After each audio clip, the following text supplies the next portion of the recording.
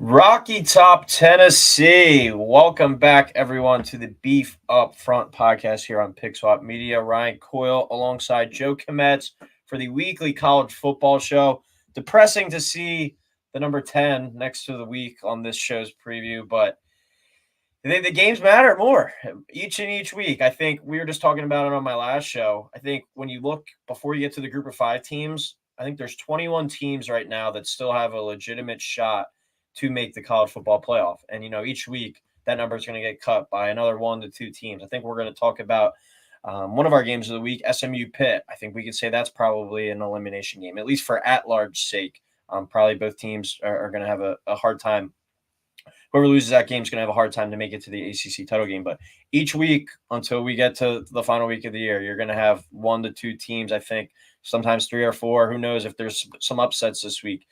We're going to have multiple teams get knocked off that list and it's shortened and trimmed until we get to 12. But, Joe, welcome back. A big week here for us. How are we and ready to hit up SEC country?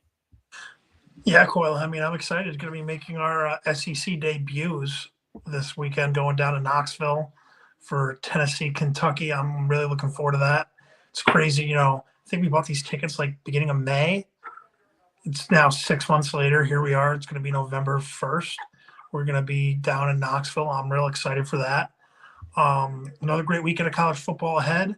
I think you're kind of starting to see, Coyle, like you said, that list is starting to get shorter of the contenders for a playoff spot and for the national championship. That list is starting to get smaller and smaller. This week, we'll probably have another team knocked off of that list. And this is the best time of the year if you're a sports fan, in my opinion. You have everything going on with baseball, hockey, NBA. You have college football. You have the NFL. It's just jam-packed. This is a great time of year. The games, like you said, Coyle, they mean more now. You're not getting these cool games early in the season. Now, these games matter. These games, a lot of them are elimination games for the playoff. And, kind of vice versa. Teams that you might have thought were eliminated, all of a sudden, if they get a big win, kind of like during March Madness, you get a big resume-boosting win if you're in a strong conference. And all of a sudden, hey, a team we thought was dead might have a little bit of life. So this is going to be a real great week once again. Some massive games in terms of playoff and conference implications. And I'm ready to dive into it. All right, before we dive into this week, as always, we'll recap last week. Pretty good week by you, Joe. 6-0 on your straight-up picks. You have a 11-8-1 overall week, 2-4 ATS, 2-4 in the over/under, but you nailed your lock of the week, 1-0 there with Minnesota -4, and your dog pushed with Stanford +3 losing. I think it was 27-24 to Wake Forest. Yeah. I went 8-12, 4-2 straight up, 1-5 ATS, 2-4 against the spread. 0-1 on my lock of Indiana Washington over a 53.5. I think it finished at 48. And 1-0 on my dog of UCF. I was very tempted last week to double down on my dog being UCF as well as my lock. Love that play. Sorry, BYU against UCF with my dog and my lock. Double down, and BYU goes there and dominates in that line. And I think my dog this week is kind of in a similar situation of why is this a line? It could be the pros versus Joe's trap game of the week, but I really like it. So we'll get into that at the end as always. And we bring our best 5 games of the week as well as the G5 game of the week. But this week we are throwing in the bonus play of the game that we will have boots on the ground for in person. We'll start off with that one, even though it's out of order. 7:45 on the SEC network. 3-5 Kentucky travels to Knoxville to play the 7th-ranked Tennessee Volunteers, who are 6-1. Tennessee, a 16.5-point favorite here, Joe. Over/under is 45.5. Give me your pick on the matchup. Give me your what you're looking forward to the most about this trip, and just your overall thoughts on what's going to go down on Saturday. I think this is a great spot for Tennessee. Tennessee going dark mode. They're wearing the blackout unis. They look sick. The reveal was awesome. Coyle, I know you're not a superhero guy or, any of that stuff with the comic books, but they did a Venom reveal. It was real cool. It was real awesome. Is that what the video was like in reference to? Yeah, I thought it was just a cool video, but I saw so many people saying, "Wow, this is so sick." I was like, I mean, it's cool, but so there's a story behind it as well. yes, there is. I won't go into it now. We could do a whole video segment on people trying to teach you stuff about like comic books and all that. But I talked Spielberg or the Holy Grail the one episode. you did drop an Indiana Jones reference that one episode. I forgot about that. But I'm going Tennessee here 38-17. I'm going to take the Vols to cover 16.5. I think Kentucky's just in a weird spot right now. Another loss last week. This is a team, Coyle. We were texting back when we first scheduled this trip. I remember looking at the schedules. I thought Kentucky might have 5, maybe 6 wins. I think we said like probably it would have been a 6. I think we were saying 6-2 Kentucky versus a 5-2 Tennessee. I think that's kind of what we were projecting. Yeah, we thought it was going to be that, but now here, Kentucky is sitting here at 3-5. Home loss to Auburn, puke everywhere.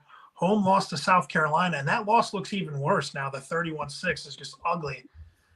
Kentucky may be one of the weirdest teams, though. Like, you have the 1-point loss to Georgia. You go on the road and beat Ole Miss.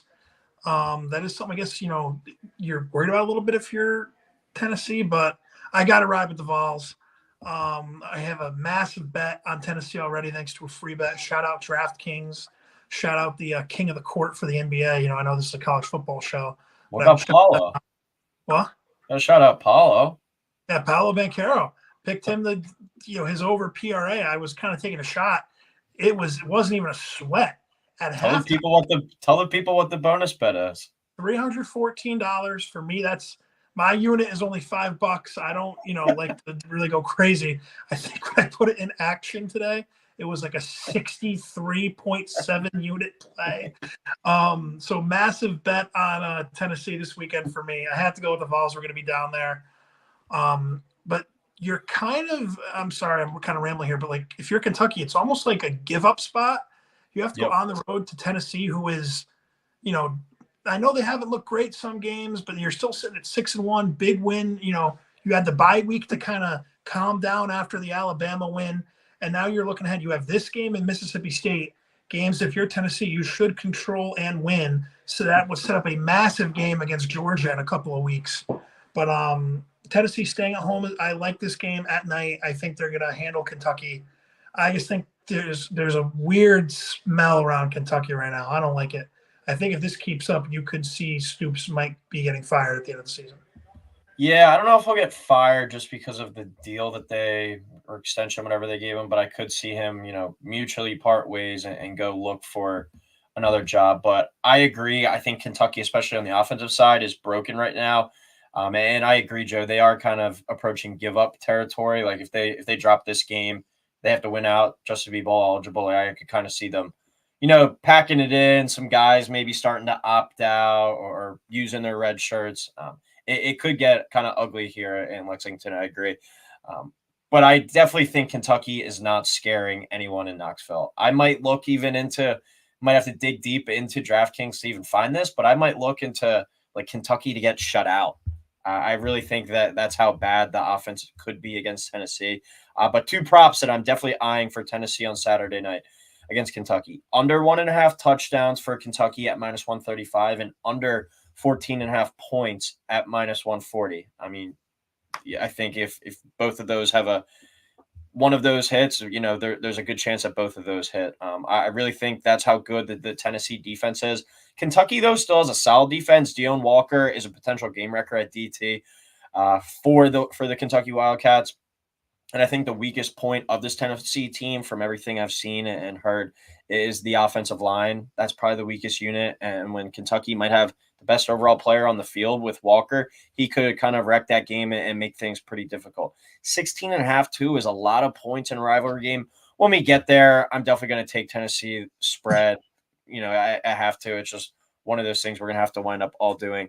But for the sake of the show, I'm going to take Kentucky to at least keep it respectable, just because I think their defense might still be able to give the Tennessee offense that has struggled in recent weeks some trouble. But I really like the under. I think this could be a really ugly and lower scoring game. I think Tennessee's defense really holds Kentucky's offense in check. The question just will they be able to score enough to cover?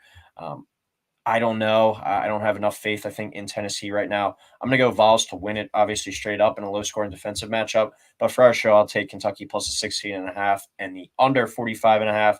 I'm going to go Tennessee 21, Kentucky 7. All right, that's our bonus game of the week. We go back to the top now. And Joe, I said this to you before we hopped on, but we got red, we got blue on Saturday, November 2nd. And I think that's probably the biggest red versus blue matchup that America will be talking about over the next week. And that's number 4, Ohio State at 6-1. At number 3, Penn State 7-0. 12 o'clock kick on Fox. Buckeyes, a 3.5-point favorite here on the road. Over under is 46.5, Joe. James Franklin, I think this is the defining game of the era for him. If not now, then when for him? Can he get it done and Penn State come out triumphant in this one? No, he can't. I think this game is going to kind of go like the rest of his era. I don't think he'll be able to get it done. I think this will be a game, maybe looking at Penn State first half money line.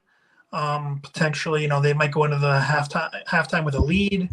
Everyone at Penn State saying, finally, like, this is it. We're going to do it. We're going to do it. Then Ohio State's going to come out in the second half, make plays when Penn State just can't make the plays.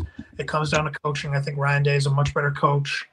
And this is, a Penn State team. They're 7-0, but they're very fortunate to be 7-0. They needed overtime to beat USC. They, had a tough game against Wisconsin over the weekend. I know, they ended up winning by double digits, but a team that hasn't really looked incredible in Penn State. I think, they're stepping up and they're taking on a big-time heavyweight here in Ohio State. And I think Ohio State's going to control specifically the second half. Like I said, I could see, Penn State being juiced up, leading at halftime maybe, or being tied. But I have Ohio State winning the game 28-18. I will take Ohio State minus the 3.5. I am going to take the under of 46.5 here. That's one I'll probably stay away from in terms of the total, but I do like Ohio State to cover that one. I think this is kind of going all the way back to week 1. It's crazy. I remember week 1 being down the shore, Labor Day weekend, and here we are. Like, it feels like it was yesterday. Like, I can remember everything that happened that day and all the games. And here we are already week 10. It's insane. But it reminds me of week 1 with Billy Napier and Mario Cristobal, where the losing coach of this game, the fan base of the losing team will want that head coach gone. Like, have him on a pitchfork by the end of the day. That's how bad I think the losing team is going to react to this game. Big game. Both coaches share the label with Ryan Day and James Franklin of not being able to win the big one. Who has more pressure, Joe? I kind of want to hear your thoughts on that before I go into my whole spiel. Who do you think has more pressure on them this week, Ryan Day or James Franklin? I think in this game it's James Franklin, because if you lose this game, kind of like I was saying, it's here we go again. James Franklin can't get it done against Ohio State. It was kind of like how Harbaugh was before Harbaugh, started making the playoff. When he was at Michigan, they kept saying, "Oh, we can't get it done against Ohio State. Can't get it done against Michigan State." Penn State, time and time again, has been one of the better teams in the country, but just unfortunately had to go up against Ryan Day, then had to go up against Harbaugh at Michigan. A lot of those 10-2 Penn State teams were really good football teams. The problem is they just couldn't get over that hump. And, it's a tough spot to be in as a fan, because you're like, okay, well, on the one hand, we're really good, but on the other hand, we're not going to make the playoff. Like, that's why with the expanded playoff, it's great. But I think Penn State, you still have to win this game. And, like, I'm not going to say it's a must-win, because that's stupid to say. It's not a must-win game, especially with after this game. Penn State's schedule is very, very manageable. They should be able to go 11-1 if they lose this game, and still probably get a home game in the playoff. But I would say there's more pressure on Franklin, because if you lose this game as an Ohio State fan, you're like, hey, we lost at Oregon by a point and then at Penn State. I think this game will be close even if Penn State wins. You could say those are just two tough spots. Let's get in the playoff. Anything can happen. Penn State losing at home to Ohio State again, it's a tough spot to be in. Yeah, that's my whole stance on it. Like, for James Franklin and Penn State, it's like, if I'm a Penn State fan and we lose this game again, it's like Groundhog Day. Yeah. It's like, if not now, then when? And I think we all thought Ohio State had like the best roster coming into the year, but they've looked vulnerable. Like, they haven't looked like they're a juggernaut like a 2019 LSU. And maybe Will Howard at quarterback kind of holds them back from that, entire kind of ceiling of kind of reaching that next level. But that's what a question I think needs to be discussed. And I'd be very interested to go up to like 10 random Ohio State fans and 10 random Penn State fans and see like if they're steadfast on, oh, definitely Ryan Day for Ohio State or definitely James Franklin for Penn State. Be interested. But I think that's kind of the main theme of the weekend. If not now, then when. Penn State loses, you kind of talked about it. They probably finish 11-1. But will the fan base ever really have his back after losing to Ohio State again? And they even avoid Michigan this year. And it's a shame that they didn't kind of get Michigan this year instead of Ohio State because they probably would have won that one. But I think the main stat that you can kind of point to and why backing Ohio State might be the eventual play, if you're looking at this straight up, James Franklin is only 7-23 straight up as an underdog during his time at Penn State, and is only 2-8 straight up as a home underdog. So it's not like he even has a convincing kind of home record there. I just can't take Penn State to win this matchup until I see them do it. I'd be able to sleep better at night. I'm sure after our day on Saturday, we'll be able to sleep just fine. But I think I would still sleep better at night knowing I picked Ohio State to win the game. Do I think Penn State can cover and win? Sure, for sure.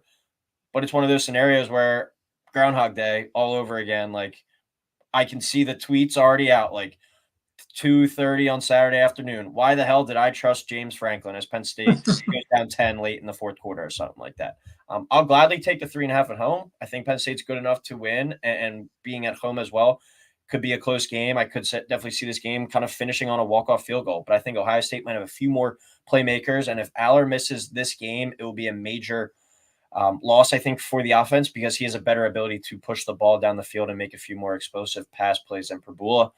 Will Howard revenge game too. A kid from Downingtown outside of Philadelphia. He said it after the game last week. I grew up a Penn State fan my entire life. I wanted to go to Penn State, and they basically looked me in the eye and said, "You're not good enough to come here. We don't want you." I have the chance to go out there and prove it this week. I think he takes this game personal. I think Ohio State wins, but I will take Penn State to cover. I'll go Ohio State 24, Penn State 21. Penn State plus 3.5 in the under 46.5. All right, we go to our third game of the week in the Big Ten. Again, number one, Oregon, 8-0 at Michigan, 5-3. Just threw this game in there. I was between this and the Ole Miss South Carolina game, but I went with Oregon just because they're number one right now. But hopefully this is the last time we talk about Michigan until the Ohio State game. They're just so frustrating to talk about. But a 3:30 kick on CBS, Oregon, a 14.5 point favorite, over under is 44.5. Yeah, I'm going to go Oregon here. This is a spread I'll probably stay away from too. Once again, I'm going to take Michigan to cover. I don't think Michigan's that good. I'm not trying to say that, but I have Oregon here 28-14. This just kind of seems like a game. Dan Lanning's going to kind of be like, listen, let's get in there. Don't make any mistakes and just get the hell out of there because you are still going into the big house. This is a Michigan team, as frustrating as it is, Coyle, at 5-3. If they do fuck around and somehow pull off this upset, they still have Oregon, Indiana, Ohio State. I can't believe we're including Indiana as a massive game for them. But if, Michigan fans might talk themselves into fucking winning out, they're not going to. But this is a game, kind of like I was saying, that team, kind of like Oklahoma basketball a couple years ago, Coyle, that team that didn't have a great record, but with the games they had left, and if they won one big game, you never know, they could maybe make a run. I kind of think Michigan's in that spot, but just with how bad the quarterback play has been this year, it's been kind of shocking with how bad it's been this year for Michigan. And I forget which one of them retired, but was it Davis that just retired, Coyle, for Michigan?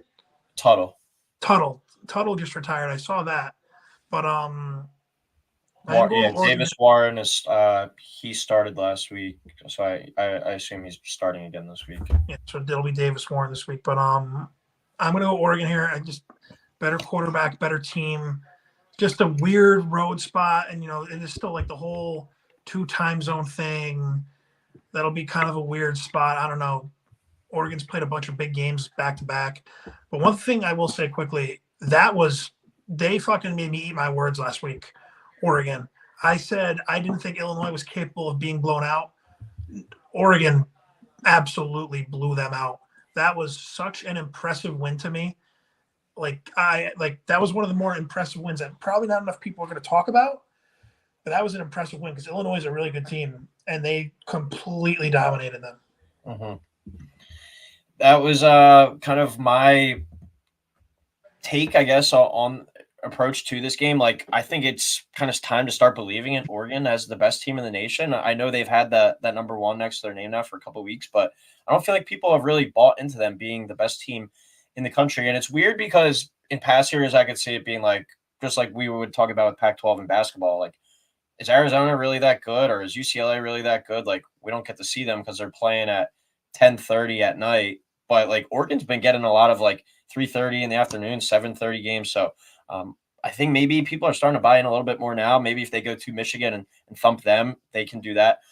They've been beating up on teams recently. Obviously, the win over Ohio State was the one win, but they have a pretty clear path, as you were kind of touching on, to an undefeated regular season. They win this, then they have Maryland. At Wisconsin, we saw Penn State kind of struggle there, but they should be able to win that one. And then versus Washington, who knows that those two teams go a ways back, but completely different rosters than the past few years. But I think they'll be double-digit favorites most likely in all those games the rest of the way. I think the biggest test left is this game, kind of just because it's on the road and who knows, something weird could happen. Michigan's defense could really come to play in this one. So we'll see. We were talking, I assume Davis Warren starts at quarterback, but this is Oregon. This isn't Michigan State from last week. I think Michigan really will struggle to move the ball, and we see Oregon win in a similar style that they did against Illinois last week, and continue to build on this undefeated season. I really like the under in this game too.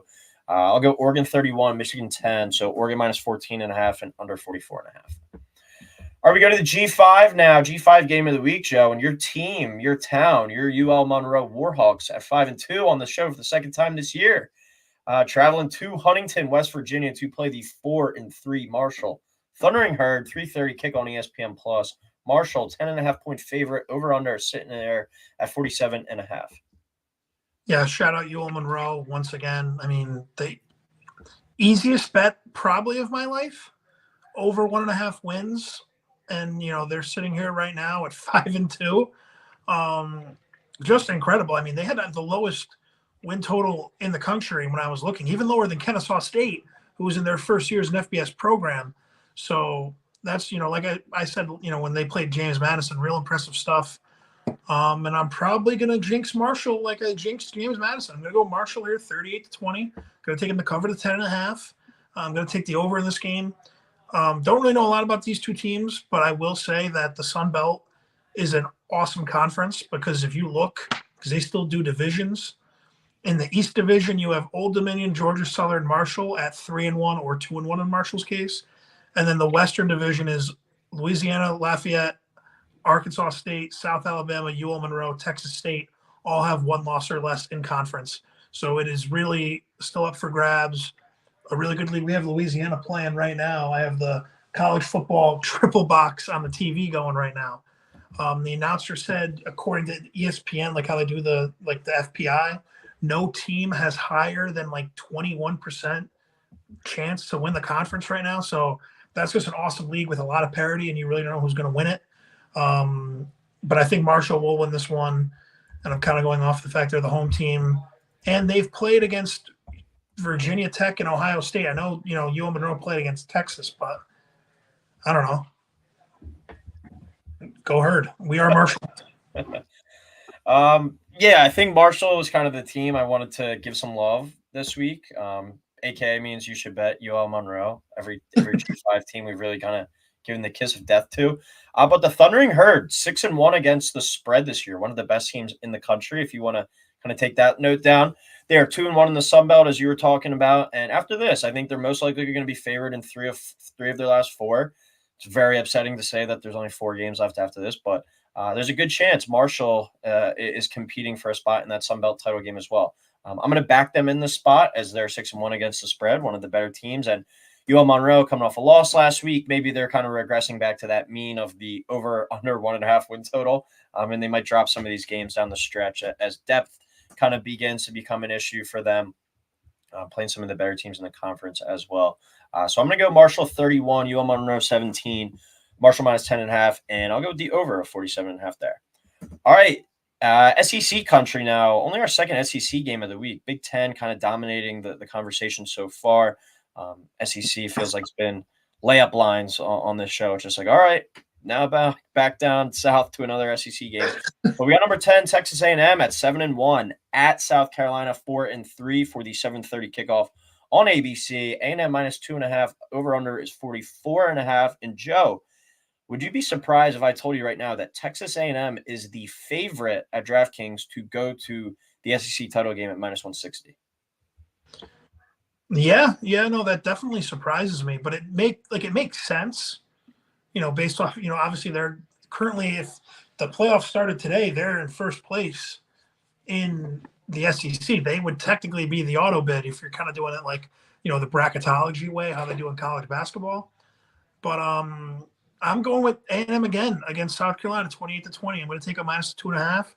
I'm going to take the over here. Once again, don't listen to me with my totals because I am terrible when it comes to picking totals. But I mean, this is third time's the charm for South Carolina. You blew it against LSU. You blew it against Ole Miss. Now you got A&M coming to town, night game. I know this game has a lot of similarities to Coyle when you predicted South Carolina money line at 10-1 against Tennessee a couple years ago. It was up there. They were like, they were like a 21-point dog, I think. They were pretty heavy underdogs. I remember we all made a lot of money because we just kept live betting. But I just think A&M is a better team. I don't think South Carolina is that good. Big win at Oklahoma, which isn't saying a whole lot because Oklahoma is terrible this year. But I'm going to go with A&M here. I just think they have the better coach at the end of the day. I don't know. Beamer ball, what's this, year 3 or year 4 of Beamer ball at South Carolina? And you're sitting at 4-3. You have a game at Vanderbilt, which is all of a sudden not an easy game. You have Mizzou coming to town. You have to go to Clemson. You could very realistically miss a bowl game if you're South Carolina this year, which is not good. You do not want to be in that territory, especially now with the expanded SEC with Texas as well. This is kind of a must-win if you're a South Carolina fan, just for the future. But I am going to go with A&M here. I just think they're a better team. Yeah, this is like the line of the week where I was like, oh, that really looks like, that's favors kind of South Carolina in this situation. But I don't think I'm going to fall into that kind of scenario and kind of just go back to the football of this game. I think Texas A&M is just kind of the better team on the field. To me, though, hardest game of the week to pick. As I said, I feel like everyone and their mother is going to be on South Carolina as kind of the upset pick of the week. Marcel Reed, though, Joe, at quarterback has to be the guy going forward for the Aggies. He's just such a better athlete and I think gives them a little bit more. I know Jalen Milroe hasn't looked great, but I think he's Jalen Milroe-esque where he's such an athlete and such a good runner that if he can just be marginal in throwing the football, it's going to help elevate Texas A&M so much, especially with the defense that they have. His rushing ability alone, I think, is much more valuable than whatever Wegman brings to the table. And A&M, I watched that game from start to finish last year. It was all over LSU, and A&M did not deserve to win that game last week. LSU missed 2 field goals. They had a third field goal, hit the snapper on the snap, or hit the holder on the snap. Throw 3 picks as well. They were up 17-7 with 8 minutes to go. And LSU just basically gives the game away. They did everything they could possibly to lose that game. And I think in those kind of scenarios, you still have to give credit to the other team for going out there and taking advantage of those mistakes and finding a way to win. We've seen them win close games to take care of business against the teams that they're supposed to handle. I think it's a defensive battle, a real ugly game, a game that, I'm not jealous that or upset that we're going to miss because of it's going on at the same time as the game we're at. But I'll go with the Aggies on the road here. A&M wins this. They have New Mexico State next week at Auburn, and then they host Texas to end the year. A very good chance we have the Aggies in Atlanta for the SEC title game. And that's a successful season no matter what for year one under Mike Elko. So hats off to them for turning it around ever since that Notre Dame game in week 1. As I said, -160 now just to make the conference title game the best in the conference. Very good turnaround for Mike Elko and Texas A&M, coming off of the disaster of a season that was last year with Jimbo, and then to lose that first game to Notre Dame, really have righted the ship since then. So good for them. I'll take the Aggies to win and to cover 21-17. So A&M -2.5 and under 44.5.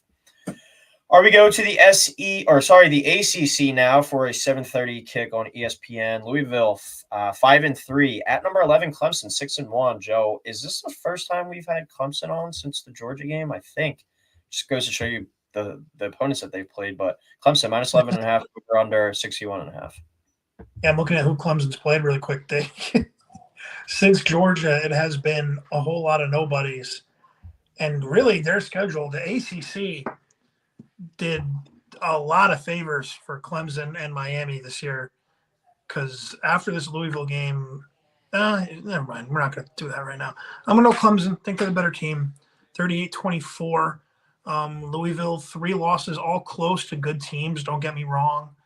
But there comes a point where that kind of goes to show you, like, they can't step up and beat one of those teams. Even, at home, you had the SMU game, lost by a touchdown. SMU, currently undefeated in the ACC. You have the same thing with the Miami game a couple weeks ago. You have a chance to beat Miami, who's currently number 6 or number 5, which I think is way too high. But Louisville just can't seem to get it done. Now you're going to Clemson at night. Louisville could very well end up winning this game because Clemson has played nobody since Georgia. I am not trying to say that Clemson is this world beater, but at the end of the day, I'm going to go with Klubnik over Shuck. I still say his name wrong. I just think Cade Klubnik, at home in a night game, Clemson, I'm going to take Dabo, just better coach overall. And I think the Clemson is going to win this one at home, cover the spread. Really don't like the spread. I'll probably stay away from this game overall, Coyle. Kind of like you were saying a little bit about the A&M game. Not really complaining that we're missing this game. But I'm going to go with Clemson here to cover, and I'm going to take the over as well. I do like the over in this game. I found my exact quote or on the document from Tennessee, South Carolina. It is, I'm going to take the Vols to win a tight one, high scoring, back and forth battle. But if you want to sprinkle some on South Carolina money line at plus 1,000, I will not laugh at you. So you called it there. They were 21.5-point dogs, 10-1 on the money line. And final score of that game, 63-38. South Carolina wins it. That was the Hendon Hooker towards ECL, right? Yep. Yeah, that was right after. I think it was the week after they played Georgia, I believe. Yes. And got absolutely dismantled and kind of was like the magic was done from that year.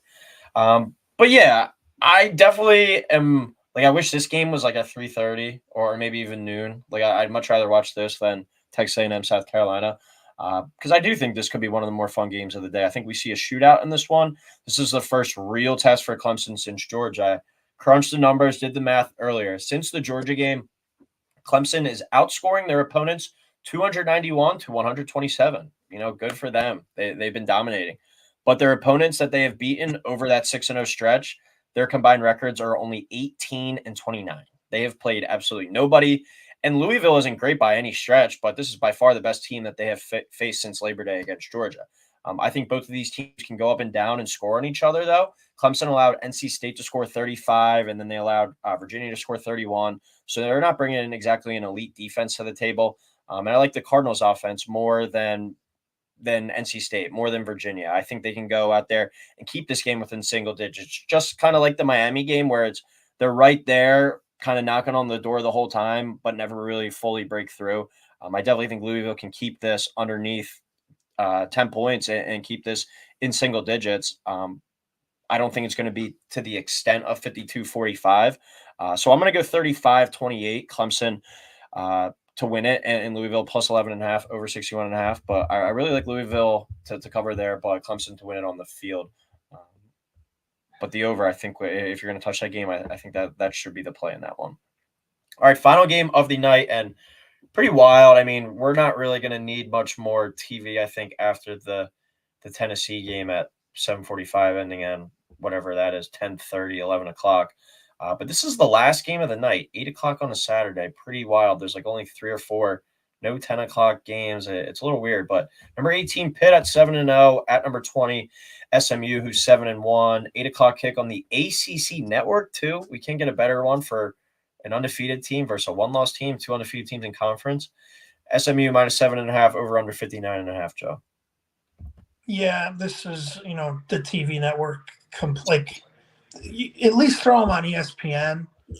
like I understand, SMU and Pitt might not have the biggest fan bases, but you are getting the team that's ranked 18th going to the team that's ranked 20th. The only other ranked game of the day. Pitt is 7-0. SMU is 7-1. Sean Hoy's Pitt Panthers having a great season thus far. One of the I think only 8 undefeated teams left in the country, maybe 9.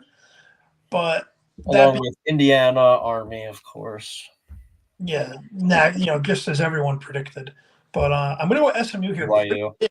Yeah, it is crazy the undefeated teams we have this year. But I'm going to go SMU 38, Pitt 23. Going to take SMU to cover the 7.5. I like the over in this game as well. This kind of is a game. I'm looking at the 7.5. You have SMU, who played maybe the worst game any team can play and still win. They had 6 turnovers, didn't force one. They were -6 in the turnover battle and still won the game against Duke, who, say what you want about Duke, but Duke is going into the game was 6-1 and they were on the road. Kind of the old moniker, it's like good teams find ways to win ugly. That was the ugliest possible win you could have, and SMU did that. Meanwhile, Pitt didn't really have to sweat because Kyle McCord played maybe one of the worst games I've ever seen. I had Syracuse plus the 5. Thankfully, the under hit because it was such a blowout. And, Pitt was kind of holding on to the football. But Pitt didn't really have to sweat against Syracuse last week. I think, and Pitt going on the road here to an SMU team that's very, very good. I really do like this SMU team. I said a couple weeks ago, I sprinkled them 12-1 to win the ACC. I really think that is in play. Their only loss is to BYU, who's currently in the top 10. Yeah. A really good team, a team that looks completely different from week 0 when they were at Nevada and they needed a comeback to beat, a not so great Nevada team. They've looked like a completely different team ever since, that big win against Louisville. And also, this is a team, I know they had a bye week, 3 road games in a row, Louisville, Stanford, Duke. You're coming home now. You're getting, sleeping in your own beds the night before. I am going to go with SMU here, the cover. I know Narduzzi has tough Pitt teams, but this just seems like a game.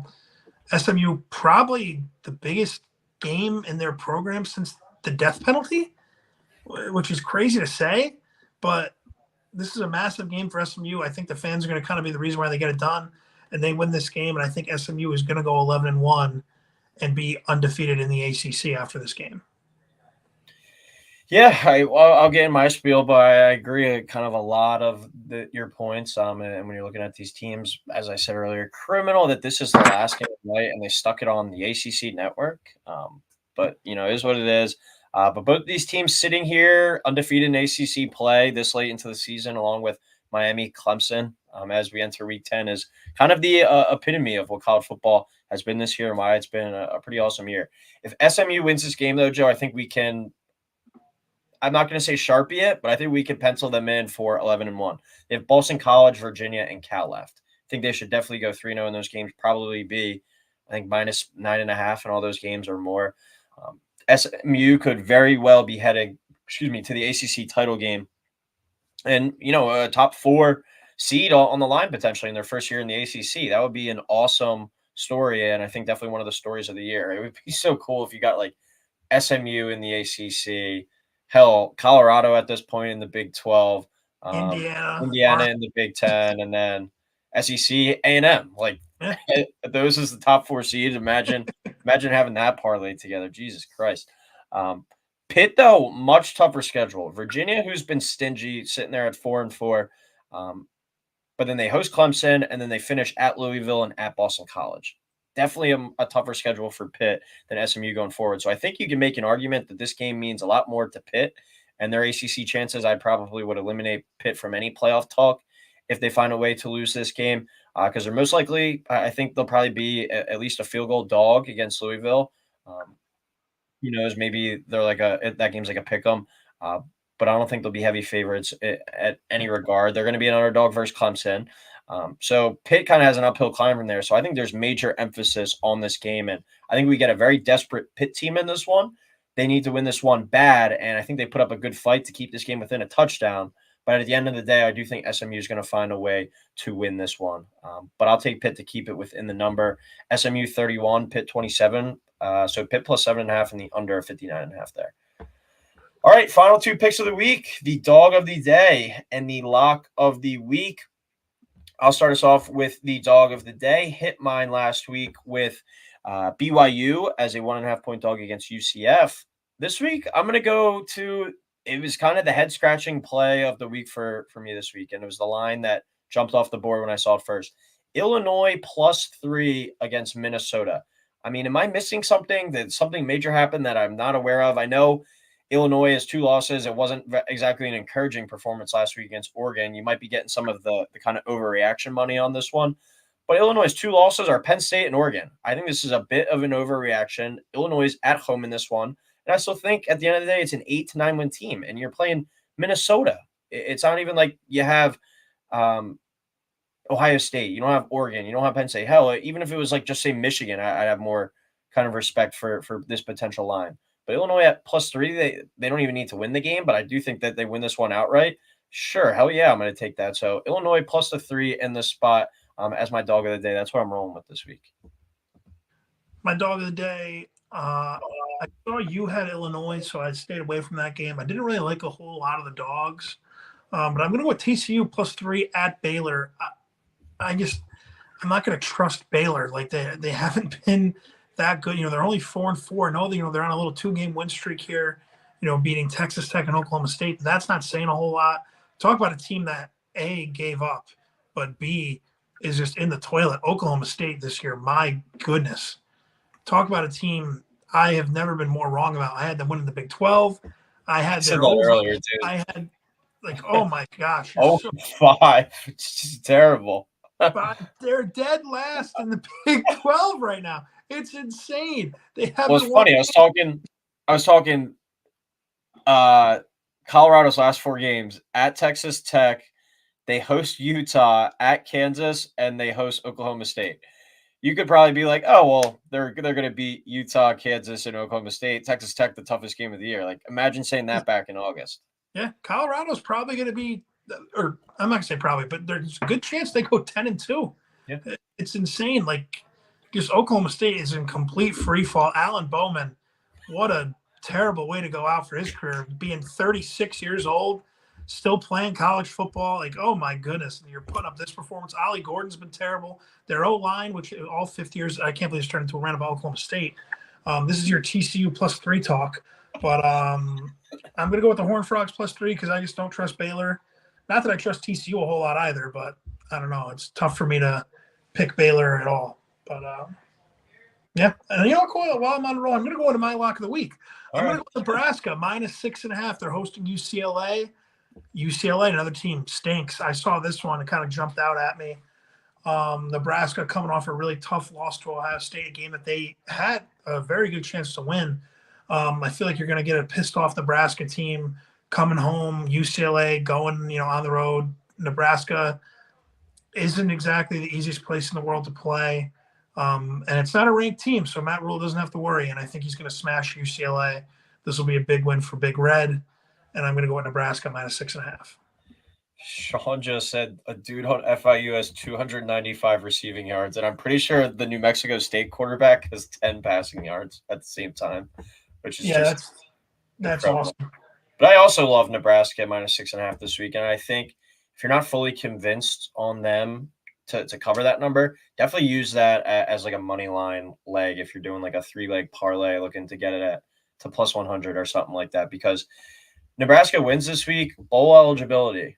First time since 2016, just a huge opportunity at home there against a bad UCLA team to get that done. So big one there for Nebraska, and definitely encouraging last week performance against Ohio State after what happened the week before against Indiana. My lock of the week, I'm going to double down on one that we talked about earlier. I'm going to go with Clemson and Louisville over of 61.5. We talked about it. Clemson's been on a roll. They have 291 points, over their last 6 games. They've been really able to put up points, but they've also given up a pretty decent amount of points as well. They gave up, it was 34 to NC State just about 4 to 5 weeks ago. And then they also gave up 31 to Virginia. I think Louisville is a much better offense than both of those teams. So I think this one could get played. My prediction was 63 total points, but it wouldn't shock me at all if this was like a 42-35 game at the end of the day. So Clemson, Louisville, over 61.5 shootout there on Saturday night. But that was a long one, 45 minutes of your Week 10 college football preview, a big one, got into 7 games. I think next time we're on, we actually have some action in play as well. So goes to show you the season is dwindling down week after week, but we will be live, boots on the ground in Knoxville, Tennessee, hopefully coming back with good stories and a Tennessee win to wrap up the entire experience. But as always, everyone, thank you for tuning in. Probably not recording next week with the other red versus blue matchup on Tuesday, but we'll get into it Wednesday and break down some of what happened this past week and then preview the week ahead as well. But as always, everyone, thank you for tuning in. College football rankings come out on Tuesday as well. That's yeah. All right. That's it. Rankings. Those are the results we'll be looking for. Here we go. All right, everyone. We will talk next week. Thank you, and go Vols.